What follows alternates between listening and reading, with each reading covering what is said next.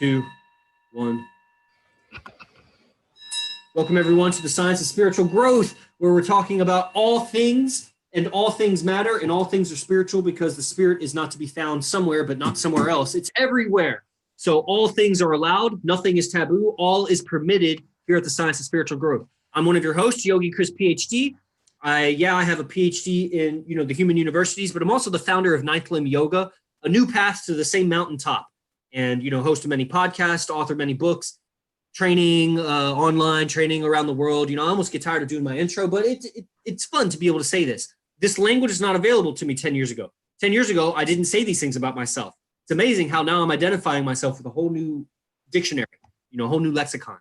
So yeah, I travel the world, I teach yoga, I have lots of online trainings, and here I am, spitting my opinions to you about these subjects. So they are opinions, be an adult about these opinions, and choose if you want them for yourself. I'm joined by my co-host, Yuri Verbishchuk, aka Little Monk. We call him Little Monk because he has full recall of a past life. He went into deep meditative trance and found his past life as a monk, came back into this body, which is, a smaller kind of white guy from Toronto, Canada. So we call him Little Monk.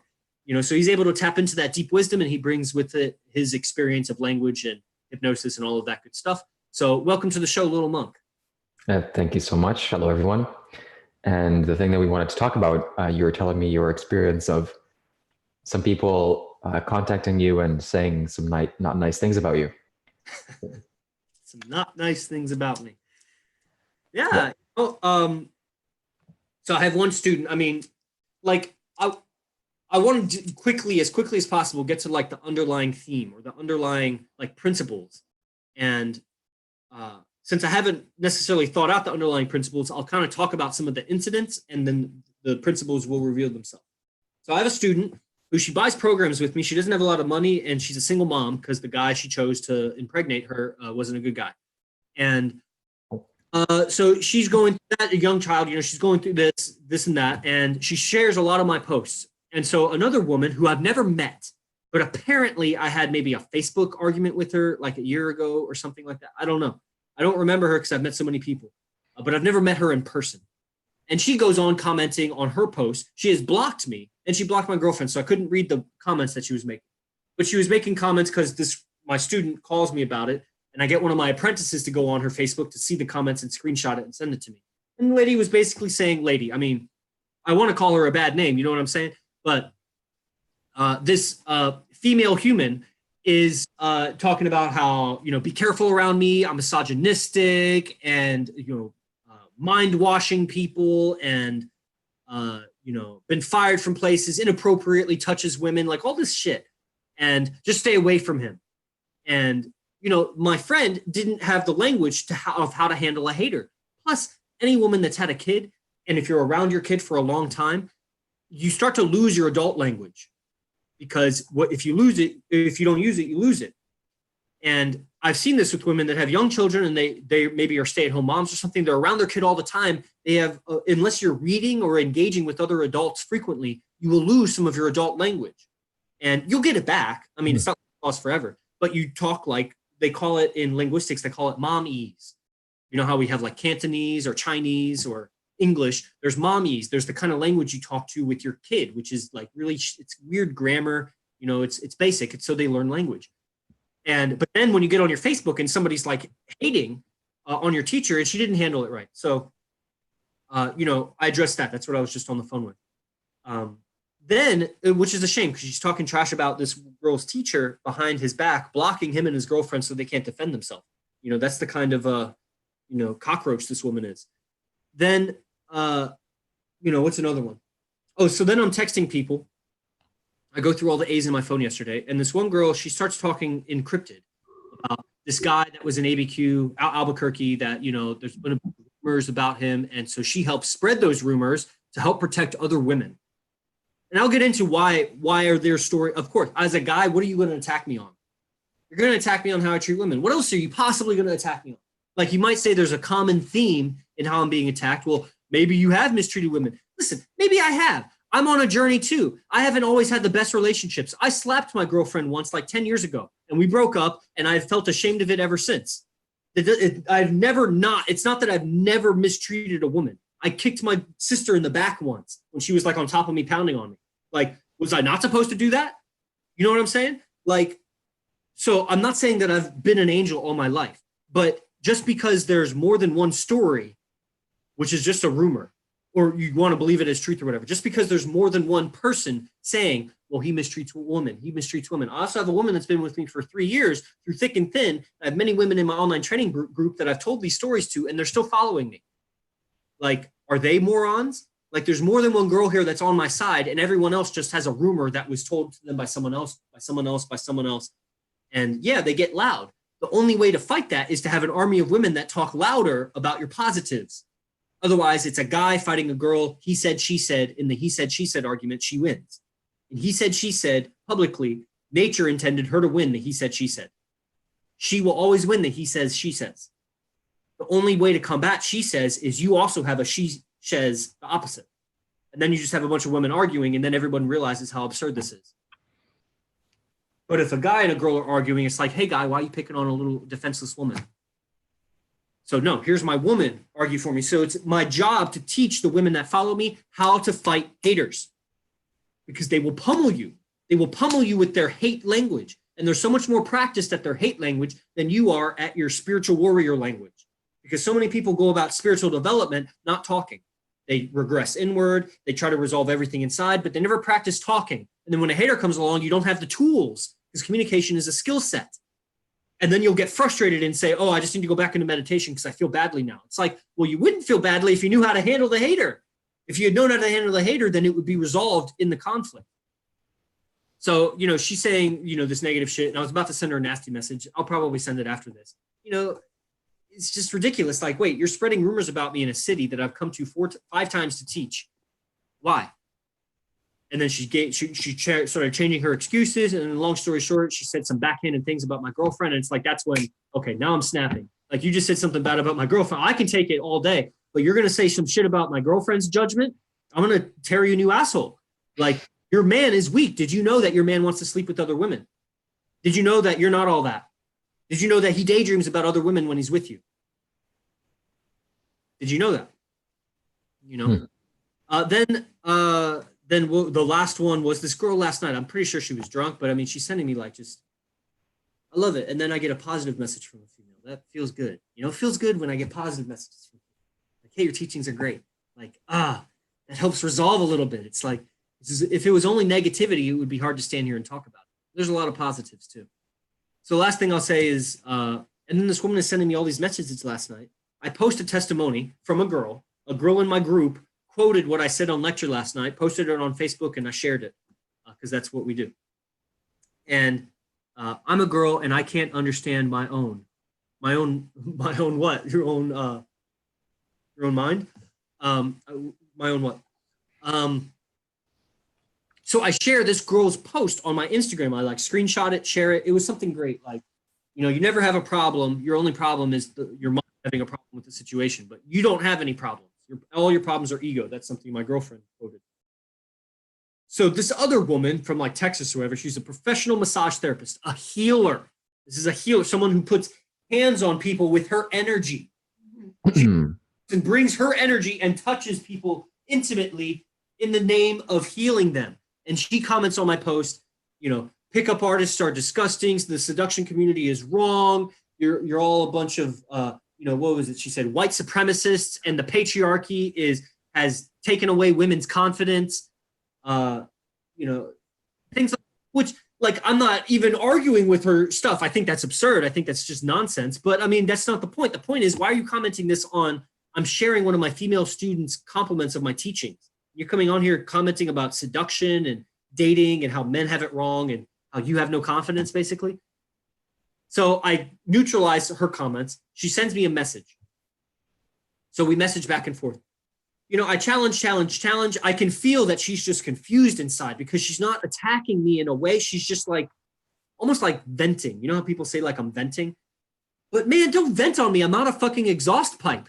Like, why are you venting on me? Go vent on your boyfriend. Oh, you don't have a boyfriend? It turns out she does have a boyfriend. Both of these girls. And I said it to the girl. I'm like, she says, I have a great man right now, blah, blah, blah. This is at 1:38. This is 2 a.m. my time, 1 a.m. her time. So I say, well, then why are you messaging another guy at 1 a.m.? Like, your man is so great. If my girlfriend doesn't comment on other guys' posts and she doesn't message them at 1 a.m., your man is really that good, huh? Same thing with this other girl. I should say that. I mean, this girl from Albuquerque. It's like, your man is so amazing. Why are you carrying on an argument with another man? Wow. You know, like, are you a moron? Well, this is what I said. I haven't sent it yet, but the first statement is, you're a moron. And I feel like a moron for engaging with her, but she is slandering my name in the city. So I must engage, because the alternative, something I won't name him, but somebody said to me, he's like Buddha on the person, like, let it go. Like, you have a misconception about Buddha. You're crossing Jesus Christ with Buddha. And even then, you don't know that Jesus Christ was like that. You have a story about him, how he let everybody beat him up, basically. But he didn't really, because my favorite story of Jesus is when he was in the synagogue and he tosses all the tables. He's like, get the fuck out of here. Why are you doing business in a church? Like, that was a badass. That's the badass I want to follow.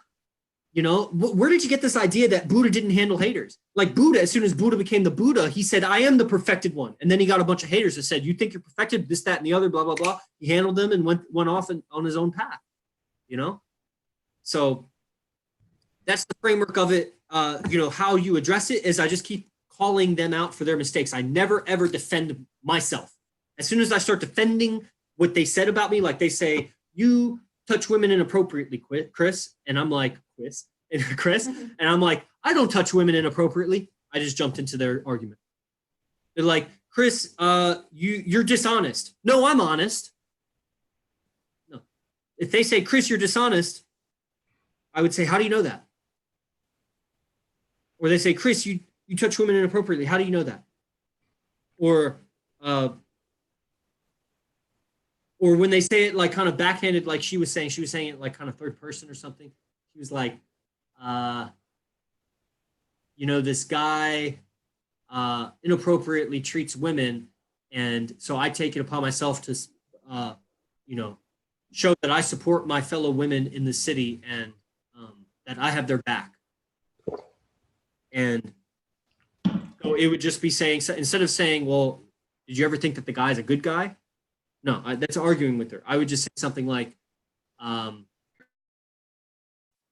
let's see, she says, this guy, he's a danger, and I just have all my women's back. And I'd be like, do you have their back by spreading lies? Are you servicing them? Are you serving them by telling them lies and rumors? Does it help your friends when you tell them lies and rumors that makes them afraid of guys? So I just I shine the light back on them instead of keeping it on me and trying to defend myself. That's the basic architecture of it. So I've been talking a long time. This is almost a lecture on handling haters. I really want to hand it over to Yuri for whatever thoughts you have, man, because I'm out of breath. Yeah, as you were talking, I realized how important it is for men to learn how to relate with women, because the girls that you're talking about, the ones that are texting you at 2 a.m. or whatever, when you brought that, like when you said that, when you brought that to my attention, I was like, oh my God, wow. Obviously that guy, that whoever he is, doesn't know what he's doing. And that's so important. And you mean like their boyfriend doesn't know what he's doing? Is that what you're saying? Yeah, probably. Like, why would he be doing that? Why would the girl be doing that? Yeah, she's saying that she's so proud I have a great man while she's texting me at 1 a.m. Like, are you trying to convince me of something? Because that's not a way to do it. That's not convincing.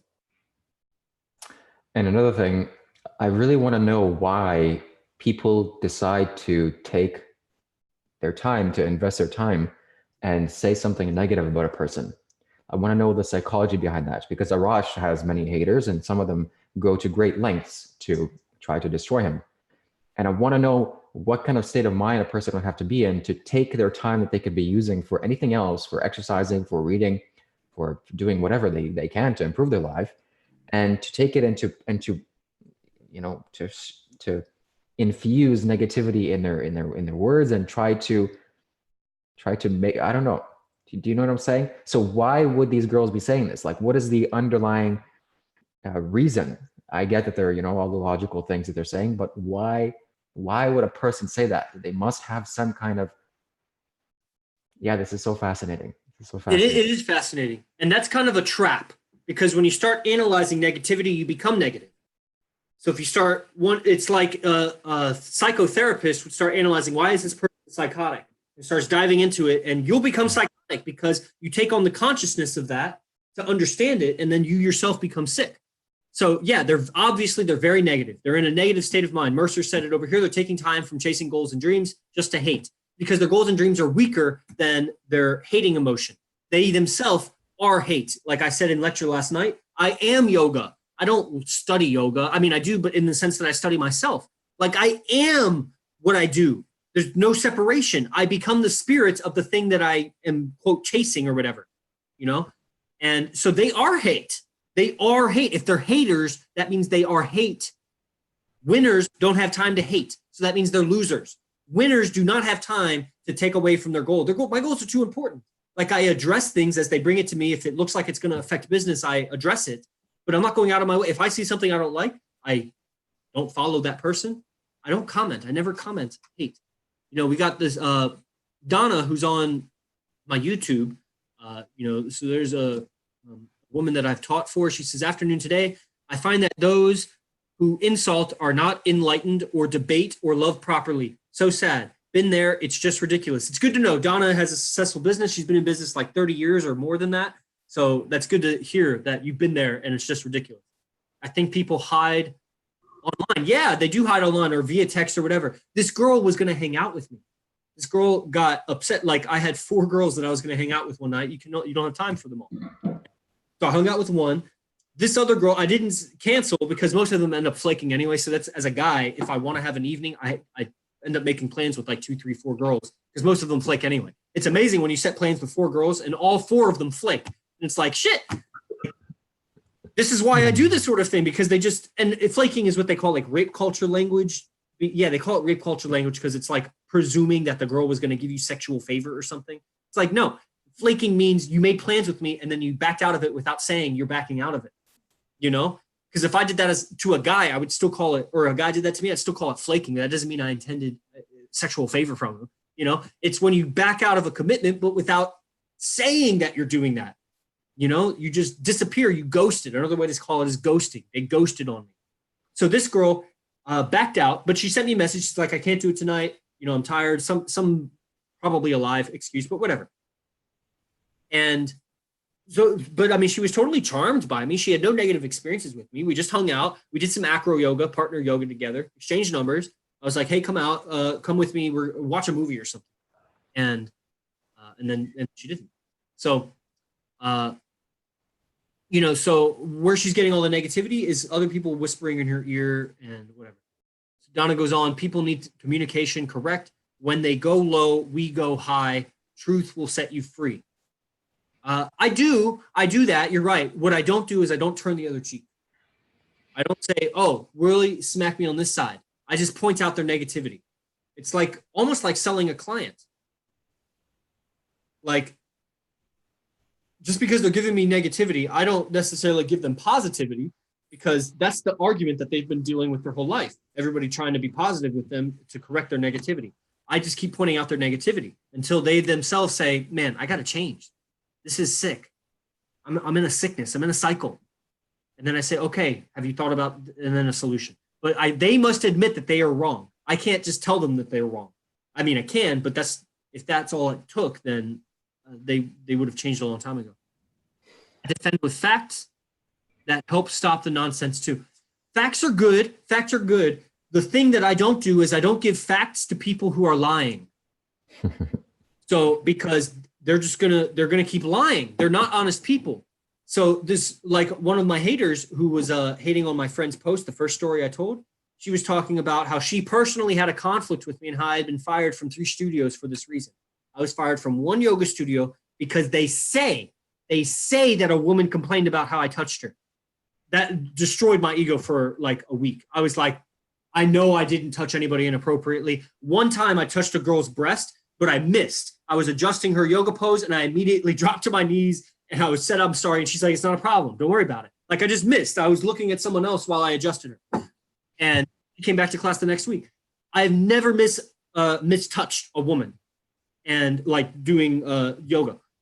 But they say that a woman complained and that's why they fired me.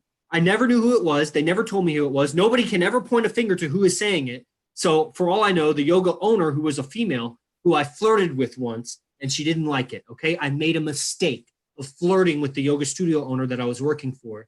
It appeared as if she wanted me to, but then when I said it, her reaction told me she didn't want me to.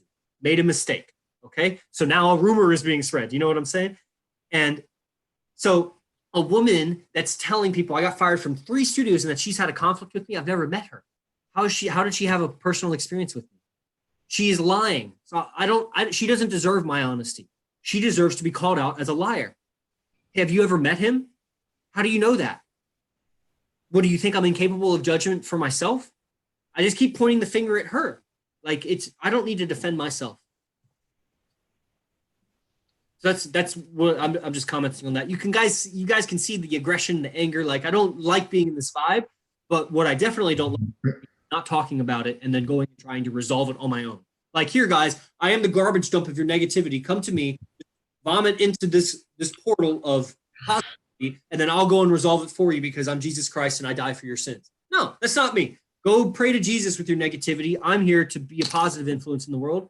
And if that means chewing up and spitting out a few haters, I'll do that because I'm here to benefit my students and my clients and my friends and my allies and my mates and the people that are on my team. To hell with everyone else, because everybody should be on my team. And if you're not, then like I was going to send to the girl, you're a moron. Like, this is the winning side. You get it? Like, I'm not going to lose. There's no way for me to lose. I've already won. And I'm just coming into my winningness. You know? Okay, I'll hand it back over to Yuri.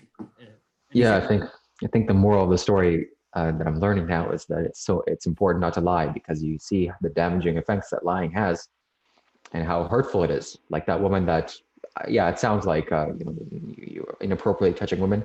Man, I hate that. I hate injustice, and now it's totally unjust. And I think that, looking back at all the experiences that I have had with people that criticized me and spoke negatively of me, I think it's important to realize that these people are just very confused. Otherwise, they wouldn't be saying it. If they're not confused, then they have some false ideas about you. And if you have communication skills, then you can very easily, through communication, you can clean that communication line, and then it's resolved. But if you can't, then just understand that these people are very confused within themselves, and they're going through a lot of pain and suffering. And the best thing you can really do is to protect yourself as best as you can, protect your business, and then just to push them aside and direct them to somewhere else to self-destruct or something. Yeah, part of defense is offense. You're never going to win the soccer game if you only play defense. Sometimes you got to go on offense. And as you're talking, she's spreading lies. Why does she feel like she needs to lie to get her point across? If there was truth, she wouldn't need to lie. So if she's lying to make a point, then she's really got some other issues going on. Because obviously the truth wasn't strong enough. So, yeah, Mercer says, you worked hard for what you have. I see where you're coming from. Yeah. Saul Castillo says, when we withhold our immediate judgments, the truth pours in. Yes, sir. Top of the morning, IMC brothers, climbing the world, feeling healthy as ever. Covert hostility. Wow, these girls have no chill. No. Self-hatred. Yeah, man. Yeah, I mean, self-hatred, it's negativity. If you communicate negatively, then it comes out, that's just the expression of what's going on inside. Your communication is the outward expression of your inner communication. You know how you feel about yourself, how you think about yourself. Yuri, have you had any haters in your journey so far? Since being a spiritual being, or a spiritual person, not like bullies in high school or whatever. Yes. And someone that I knew for a very long time actually recently said something that was like, wow, something along the lines of, you're a very bad person to me. Oh, wow. And yeah, he's just very confused. This person just very confused. And the best thing I can do is, to explain to him in a way that he maybe understand, but I don't think that's possible. So just better to leave that alone until he reaches some more understanding. And I'm very interested. I'm very curious about this experience of having haters. I'm sure that as long as as I continue, people will say nasty things about me, and I'm interested to see how I will handle that because yeah, Yes. yeah. Good. I love that. That's my same sentiment. I'm very excited about this idea of getting haters. Yeah, that excites me. My girlfriend had the exact proper response of, it means you're leveling up. 3 haters in 24 hours. It's good. Like, bring it on, guys. I don't have time for you all, but, maybe I'll start teaching my apprentices how to handle haters and they'll do it for me. Even Sadhguru has haters. Sadhguru has people that are like, he has 18 wives and he destroyed Elephant Refuge. And like, really? Like, what have you done for anybody? Sadhguru's like a million people. People hate on Tony Robbins because he's sexist, he's misogynist, he's a bully. Like, really? The guy fed like 200 million people last year, like a meal. He gave 200 million people a meal. How many people have you helped? All you're doing is you're claiming you're helping people by warning people about another man who fed 200 million families. Like, Wow. you got, like, you are sick. You obviously have a skewed idea of what help is. Your idea of help is screaming panic and rumors, and his idea of help is, actually helping people. Like, yeah, of course you got haters. You gotta get haters. I don't look for the haters, but and then I'm a big believer of, like, everything that I'm experiencing now is the result of my past communication. So in a way, like, I'm getting what I deserve on one hand, but another way of describing it is I'm getting what I need to grow. This is like the realization of, uh, the connection between cause and effects, that I have caused this in one way or another. Like, the girl in Albuquerque is hating on me because her friend got with me and then had some, what they call in the dating community, buyer's remorse. After she got with me, she tried to get with me again. It didn't really work out. She had a boyfriend at the time. She started feeling ashamed of herself, and then she started hating on me. I deleted her messages, or I deleted her contact, but I had her messages, and I was like, I should save this just in case she ever comes out and decides to say something really bad about me. Because I have one message, she's loving me. 2 messages later, she's like, you're a loser. Never talk to me again. I mean, she's like bipolar. It was like, yeah, that's this girl's friend from Albuquerque that's texting me. So it was like, I mean, my bad. That was my mistake. There's my mistake. My mistake was not choosing the right girl. Like, I chose the wrong girl. She's crazy. There have been many, like the lady that's hating on me about where that I got fired from 3 yoga studios, or I got fired from 1 yoga studio.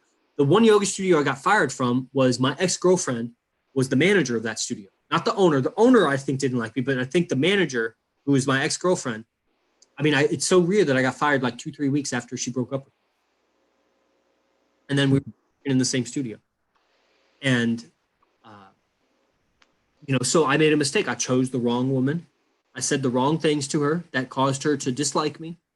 And I take responsibility for that. And I'm handling the consequences of that later, because I know that I'm doing it right now, but then still 5 years from now, I'll be handling some effect of whatever I'm causing now. And so it helps me take even more responsibility of everything. Like, as I'm just typing this message to send to the Albuquerque girl, I'm thinking, like, okay, what are the future consequences potentially of this?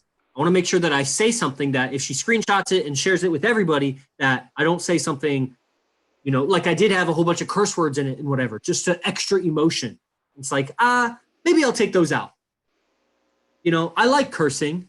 But if I have to curse to make my negativity even more negative, then maybe just be articulate. I'd rather spellbind her. I'd rather put a curse on her that doesn't have the curse words in it.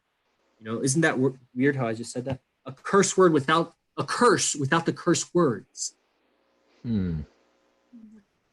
So it's a real curse. It's not because how many fucking baboons can just say fuck or bitch or some word, like, they're just baboons without emotional control. But can I say something to you that really binds you up?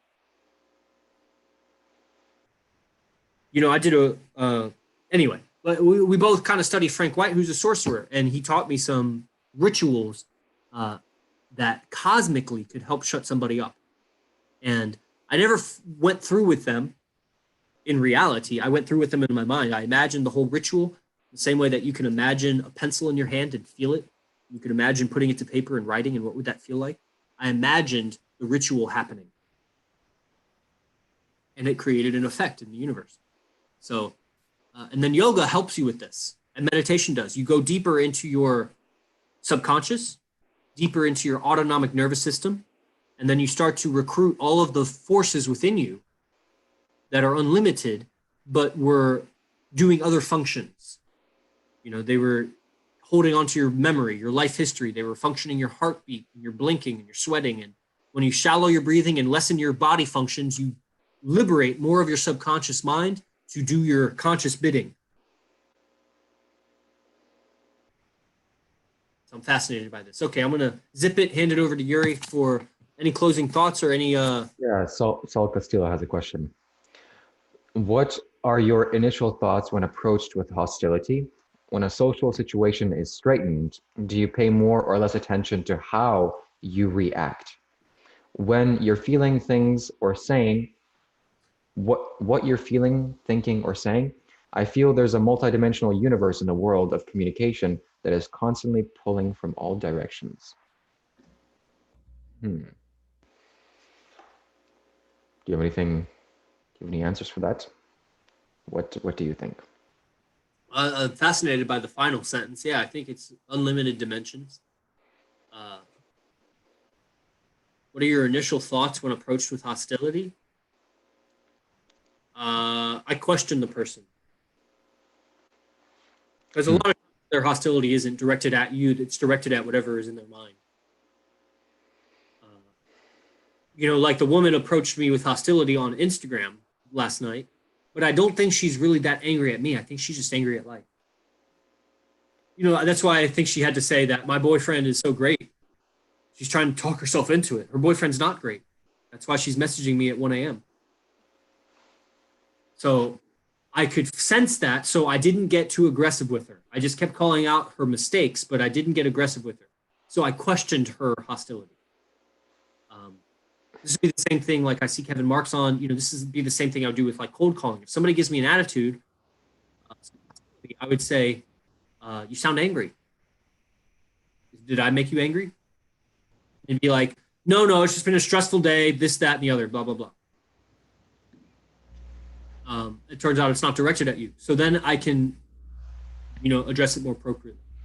You know, when a social situation is strained, do you pay more or less attention to how you react?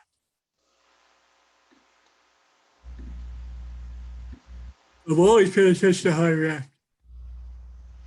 What you're feeling, thinking, or saying. Yeah, I think I pay more attention to the other person. And yeah, that's what I would say. I pay more attention to the other person. What effect are you causing?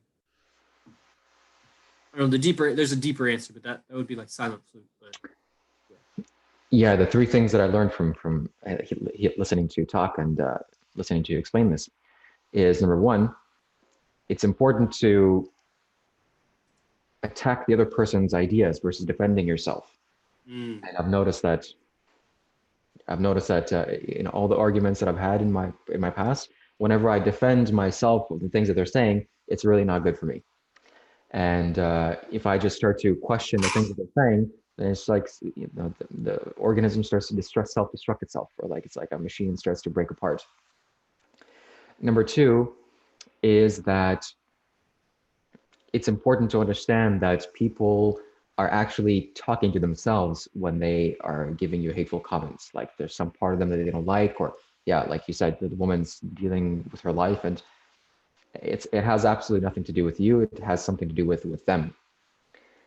And number three, do whatever you can, yoga, meditation, tai chi, whatever methods that you can to squeeze out all of the negativity within yourself, so that when you're squeezed from the outside world, there is no agitation. So when someone confronts you or starts talking bad about you, there's equanimity, there's awareness and equanimity. And you can react in a calm and peaceful way, instead of, you know, trying to destroy them. That's a great quote. There's awareness and equanimity. Cool. All right. So we'll be wrapping it up. I don't see any other comments. Donna says, great topic. We'll check back tomorrow. Cool. So apparently Donna, as a business owner, likes these kinds of topics. And yeah, I would love to talk more about business. I'm really doing a lot of business these days. So I'd love to talk more about business. So any closing statements, Yuri? Just continue to do good, to avoid evil, and to purify your mind. Yeah, I think I've said it all for right now. And if you guys are interested, I'll tell you how I respond to all these people tomorrow.